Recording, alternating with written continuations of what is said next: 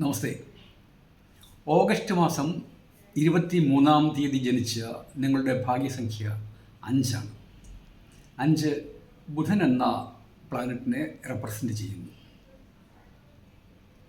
നിങ്ങൾ ശുഭകരമായ കാര്യങ്ങൾ ചെയ്യുമ്പോൾ വടക്ക് ഭാഗത്തേക്ക് നോക്കി ഒന്ന് പ്രാർത്ഥിക്കുക. പ്രാർത്ഥനയിൽ വിശ്വാസമുള്ളവരാണെങ്കിൽ അങ്ങനെ നിങ്ങളൊരു നല്ല കാര്യത്തിനായിട്ട് ഇറങ്ങുമ്പോൾ വടക്ക് ഭാഗത്തേക്ക് നോക്കി പ്രാർത്ഥിച്ചിട്ട് ഇറങ്ങിയാൽ പൊതുവേ ശുഭകരമാകും. പക്ഷേ നെഗറ്റീവ് ഡേയ്സ് നോക്കണം. ഏതൊരു വ്യക്തിക്കും ഒരു മാസം 31 ദിവസമുള്ളതിൽ 4, 5, 6 ദിവസങ്ങൾ പൊതുവെ നെഗറ്റീവാണ്. അപ്പോൾ നെഗറ്റീവ് ഡേയ്സിൽ ചെയ്യുന്ന കാര്യങ്ങൾ അത്ര ശുഭകരമായി വരത്തില്ല. അത് എൻ്റെ അനുഭവത്തിലൂടെ പറയുന്നു. ഓഗസ്റ്റ് മാസം 23-ാം തീയതി ജനിച്ച നിങ്ങൾ സാഹിത്യ അഭിരുചിയുള്ളവരാണ്.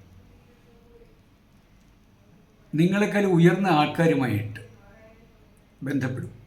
സാമൂഹ്യമായിട്ടോ സാമ്പത്തികമായിട്ടോ ഒക്കെ ഉള്ള ആൾക്കാരുമായിട്ട് നിങ്ങൾക്ക് ബന്ധപ്പെട്ട് കഴിഞ്ഞാൽ, ഇടപെട്ടാൽ നിങ്ങൾക്ക് നല്ല ഉന്നതിയിലേക്ക് പോകാൻ പറ്റും അവരുടെ സഹായം കൊണ്ട്.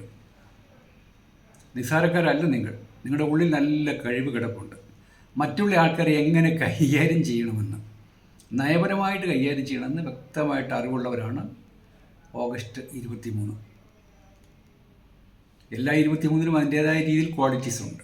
പിന്നെ ജനിച്ച വർഷം വരെ അത് നോക്കണം. പക്ഷേ ബേസിക് ആയിട്ടുള്ള കാര്യങ്ങളാണ് ഈ പറയുന്നത്. ഈ 23-ൻ്റെ പ്രത്യേകത ഗുരുചന്ദ്രയോഗം എന്ന് പറയുന്നത്. 2, 3 ചേരുന്നതാണല്ലോ 23. ഗുരു 3, 2 ചന്ദ്രൻ, അതിന് ഗുരുചന്ദ്രയോഗം എന്ന് പറയുന്നു. ഗുരുചന്ദ്രയോഗമുള്ള നിങ്ങൾക്ക് നാമസംഖ്യയായിട്ട് വന്നാൽ, അതായത് നിങ്ങളുടെ പേരിൻ്റെ ഓരോ ഇംഗ്ലീഷ് ലെറ്റേഴ്സിനും ന്യൂമറിക്കൽ വാല്യൂ ഉണ്ട് ഇംഗ്ലീഷ് അക്കങ്ങളിൽ. അങ്ങനെ ന്യൂമറിക്കൽ വാല്യൂ 23 വന്നാൽ ആണ് ഈ വിവിധ ഭാഷകൾ പഠിക്കാനുള്ള യോഗമുള്ളത്. മറ്റുള്ളവർക്ക് പ്രയാസം തോന്നുന്ന കാര്യങ്ങൾ നിങ്ങൾ നിസ്സാരമായിട്ട് ചെയ്യും. അത് അവരിൽ അതിശയം ഉണ്ടാക്കുകയും ചെയ്യും. നിങ്ങൾക്ക് വെറുതെ ഇരിക്കാൻ അറിയില്ല, നിങ്ങൾ വളരെ ആക്റ്റീവാണ് എല്ലായ്പ്പോഴും. നാമസംഖ്യ 23 വന്നാലുള്ളതിൻ്റെ ഗുണമാണ് ഈ പറഞ്ഞത്. ഇനി നിങ്ങൾ ജനിച്ച ഡേറ്റും മാസവും വർഷവും കൂടി കണക്ക് കൂട്ടുമ്പോൾ 23 എന്നാണ് വരുന്നതെങ്കിൽ ഉയർന്ന പദവിയിൽ തന്നെ വിലസാം. ഈ വിദ്യാഭ്യാസമില്ലാതെയുള്ള ആൾക്കാരാണ് പറ്റത്തില്ല. അങ്ങനെ നെഗറ്റീവ് കമൻറ്റ് വിടാൻ പാടില്ല. 10ാം ക്ലാസ് പോലും പാസ്സാകാതെ നിങ്ങൾ വന്ന് പറയുക എനിക്ക് ഉന്നത പദവി കിട്ടിയില്ലെന്നുള്ള വെറുതെ പരിഹാസ്യമാക്കരുത്. ഇങ്ങനെയുള്ളവരൊക്കെയാണ് ഈ നെഗറ്റീവ് കമൻറ്റ് എഴുതുന്നത്. ഇത് അർഹതപ്പെട്ടവർക്കല്ലേ. എന്നാൽ അർഹതപ്പെട്ട എത്രയോ പേരുണ്ട് ഒന്നും നേടാത്തവർ. നമ്മുടെ മലയാളത്തിൽ തന്നെ നമ്മുടെ ദാസേട്ടനെ പോലെ തന്നെ, അല്ലെങ്കിൽ അതിനേക്കാൾ ഉപരി കഴിവുള്ളവർ എത്രയോ പേരുണ്ടാകാം, തെളിയിക്കപ്പെട്ടിട്ടുണ്ട്. പക്ഷെ അവരൊക്കെ അറിയപ്പെടാതെ, ആരാലും അറിയപ്പെടാതെ ഒതുങ്ങിപ്പോകുമല്ലേ. പക്ഷെ നിങ്ങളുടെ കാര്യം അങ്ങനെയില്ല. നിങ്ങൾക്ക് യോഗമുണ്ട്, ബേസിക് ആയിട്ടുള്ള ക്വാളിഫിക്കേഷൻസ് ഉണ്ടെങ്കിൽ. സർക്കാർ ഉദ്യോഗസ്ഥനാണെങ്കിൽ അവിടെ ഉയർന്ന പദവി കിട്ടും. അപ്പോൾ വിധിസംഖ്യ, നിങ്ങൾ ജനിച്ച ഡേറ്റും മാസവും വർഷം കൂടി കണക്ക് കൂട്ടുമ്പോൾ 23 വരുന്നതെങ്കിൽ സ്വദേശം വിട്ട് മറ്റെവിടെയെങ്കിലും പോയി വ്യാപാരം ചെയ്യാനുള്ള യോഗമുണ്ട്. വിദേശത്തൊക്കെ പോയി കഴിഞ്ഞാൽ നിങ്ങൾക്ക് തീർച്ചയായിട്ടും വിജയിക്കാൻ പറ്റും, ഒരു സംശയവും വേണ്ട. ഇനി നിങ്ങളുടെ പേരിൽ നെഗറ്റീവ് ഉണ്ടെങ്കിൽ അല്പം കൗശല ബുദ്ധി കാണിക്കാൻ അതിസാമർഥ്യമുണ്ട്. നിങ്ങളൊരു സെയിൽസ് പേഴ്സൺ ആണെങ്കിൽ എങ്ങനെ ആ ബിസിനസ് അടിച്ചെടുക്കുക എന്നുള്ള വാക്കാണ് ഇതിന് ഉപയോഗിക്കുന്നത്. കാരണം കൗശല ബുദ്ധിയായിട്ട് വരുമ്പോൾ അതിന് യോജിക്കുന്ന വാക്ക് അടിച്ചെടുക്കുക എന്നുള്ളതാണ്, നേടിയെടുക്കുക എന്നുള്ളതല്ല. നേട്ടമാറ്റം എടുക്കാം. അങ്ങനെ നിങ്ങളുടെ പേരിൽ നെഗറ്റീവ് ഉണ്ടെങ്കിൽ കൗശല ബുദ്ധി കൂടും. പിന്നെ പേരിൽ നെഗറ്റീവ് ഉണ്ടെങ്കിൽ ഉള്ള ഒരു ചെറിയ ദൂഷ്യം, നിങ്ങൾ പല ആൾക്കാരുടെ സപ്പോർട്ടോടു കൂടി ഉന്നത വിജയത്തിലേക്ക് പോകും ജീവിതത്തിൽ.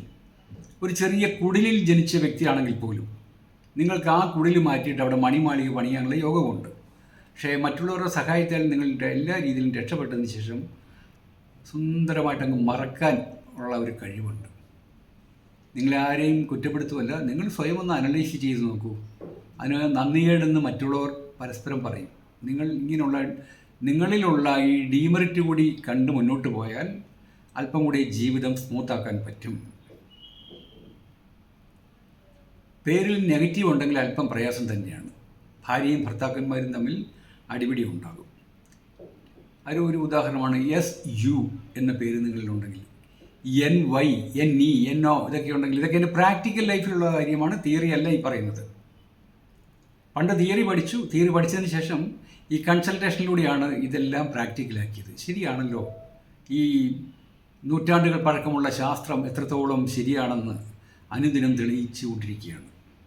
പിന്നെ ഇതൊരു പ്രത്യേക സയൻസാണ്, എല്ലാവർക്കും പറ്റുന്നതല്ല. ചില ആൾക്കാർ പഠിച്ച ഗ്രന്ഥം മാത്രമേ ശരിയുള്ളൂ എന്ന് വിശ്വസിക്കുന്നവർക്കുള്ളതല്ല ഇത്. അങ്ങനെയുള്ളവർ ഈ ചാനൽ കാണുകയും വേണ്ട. ഇത് പ്രത്യേക സെഗ്മെൻറ്റിലുള്ളതാണ്. നിങ്ങൾ ശ്രദ്ധിച്ച് വ്യൂവേഴ്സ് കുറവല്ലേ, കാരണം ഇത് ക്ലാസ് ഓഡിയൻസിന് വേണ്ടി ഉള്ള ഒരു കാര്യമാണ്. എന്തായാലും ജീവിത വിജയം നിങ്ങളോടൊപ്പം ഉണ്ട്.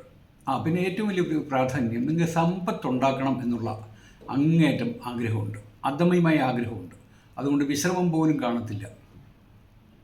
ബേസിക്കലി അത് 5-ാം തീയതി ജനിച്ചവരും അങ്ങനെയാണ്, 14th ജനിച്ചവരും അങ്ങനെയാണ്.